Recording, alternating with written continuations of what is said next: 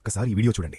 ఒకరోజు రోడ్డు మీద పడేసిన ఒక బాటిల్ని అతనెత్తాడు. అంతే, ఆ బాటిల్ ఒక్కసారిగా నోట్ల కట్టలుగా మారిపోయింది. అతని కళ్ళు నమ్మలేకపోయాయి. అప్పుడే అతని ముందు ఓ నీలిరంగు స్క్రీన్ ప్రత్యక్షమైంది. చెత్త సేకరిస్తే 1000 రెట్లు రిటర్న్. అతను వెంటనే పక్కన వెళ్తున్న ఓ అమ్మాయిని పిలిచడిగాడు. నీకీ స్క్రీన్ కనిపిస్తుందా? ఆ అమ్మాయి నవ్వుతూ, ఏమయ్యా పిచ్చా అని వెళ్ళిపోయింది. మరో వ్యక్తిని అడిగాడు. అతను పట్టించుకోకుండా నడిచాడు. అప్పుడే అతనికి అర్థమైంది, ఈ సిస్టమ్ కనిపించేది అతనికి మాత్రమే. అది నిజమో కాదో పరీక్షించాలనే ఉద్దేశంతో అతను చెత్త ఏరడం మొదలుపెట్టాడు. బాటిళ్లు, కాగితాలు, పాత డబ్బాలు. కొద్దిసేపట్లోనే అతని బ్యాలెన్స్ వేలల్లోకి, లక్షల్లోకి. అతను షాక్ అయ్యాడు. అంతలో ఒక మెసేజ్, క్లాస్ రీయూనియన్ ఇన్విటేషన్. వెళ్లదనుకున్నాడు, కానీ స్క్రీన్ మెరుస్తూ చెప్పింది, రీయూనియన్లో 10 మ్యాగజైన్లు సేకరిస్తే $3 మిలియన్.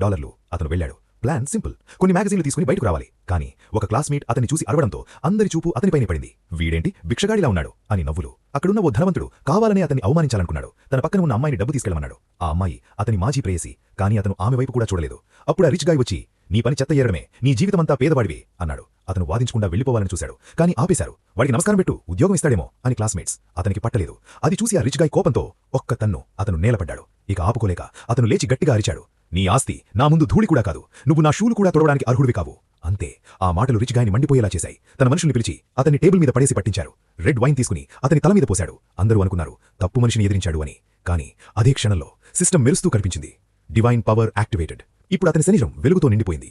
ఇప్పుడే మొదలు, ఇప్పుడే వాళ్లకు తెలుస్తుంది చెత్త ఏరేవాడనుకున్న ఈ మనిషి ఎలాంటి దేవుడో.